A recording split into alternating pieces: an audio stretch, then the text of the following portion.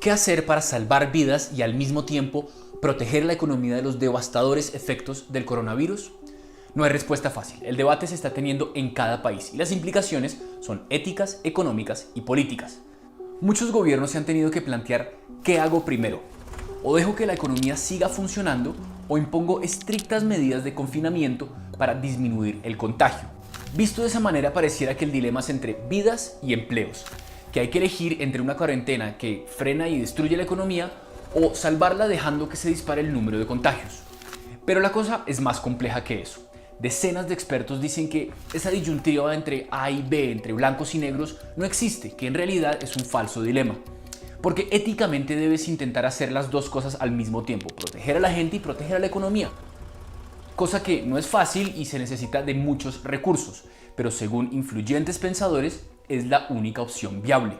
Uno de los principales defensores de esta idea es el reconocido economista estadounidense Richard Baldwin. Según él, existe una doble curva, una epidemiológica y otra económica. Y eso es lo que vamos a explicar en este video. Veamos de qué se trata. Esta curva de arriba es la curva de contagios o la curva epidemiológica a través del tiempo. Puede tener dos formas. Una que se dispara cuando no se aplican medidas de confinamiento y una más aplanada cuando hay cuarentenas. Con la curva aplanada mueren menos personas porque hay menos gente infectada al mismo tiempo, no se saturan ni colapsan los sistemas de salud y hay más recursos para atender a los enfermos. Por eso se habla tanto de la necesidad de aplanar la curva.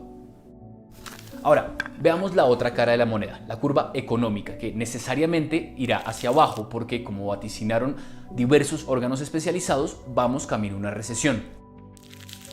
Entonces, esta curva puede tener dos formas, una plana en la que la economía sufre pero no entra en depresión y una muy acentuada porque la cuarentena paraliza la economía, se cierran negocios, fronteras, escuelas, las calles quedan vacías, muchas empresas quebran y mucha gente pierde su empleo.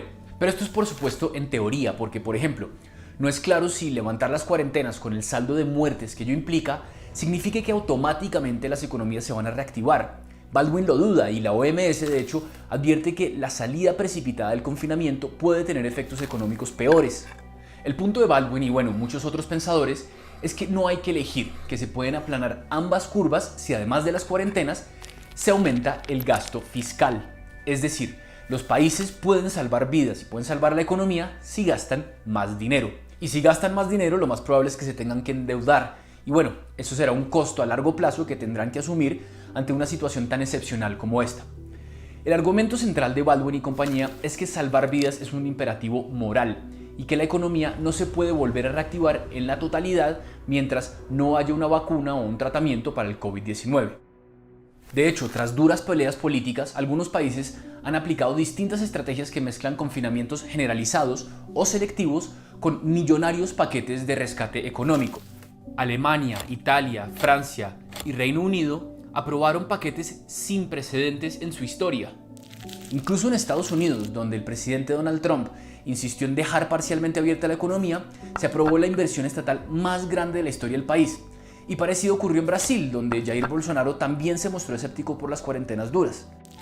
Vale añadir, sin embargo, que Estados Unidos es el país con más contagios y muertos del mundo y que Brasil ocupa ese mismo lugar en América Latina. Ahora, volviendo al tema de la curva, la pregunta es cómo hacen los países en desarrollo para aplanarla. Porque para ellos la situación es mucho más difícil. No solo porque no tienen los recursos a la mano para aumentar el gasto fiscal, sino porque sus sistemas sanitario y económico son más vulnerables. Son lugares donde una gran parte de la población vive de la economía informal. Para ellos la cuarentena es casi un lujo, porque si no tienen de dónde sacar la plata del día, pueden llegar a pasar hambre. Pensemos en América Latina.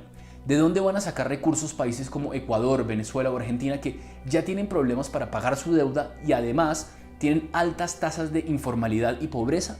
No sabemos qué va a pasar con la pandemia, pero la advertencia es clara. La crisis que se viene puede ser la peor desde la Gran Depresión de los años 30. Y todo, y no solo hablo de la economía, sino de nuestras formas de vida, depende de una sola cosa: ¿qué mecanismo se desarrolla para controlar el virus? Casi que más allá de lo que pase con la pandemia, la economía se va a convertir en uno de los grandes temas de este y el próximo año en el mundo y en América Latina. Y nosotros en BBC Mundo vamos a hacer lo posible para explicárselos de la mejor manera posible. Así que no se olviden de suscribirse a nuestro canal de YouTube.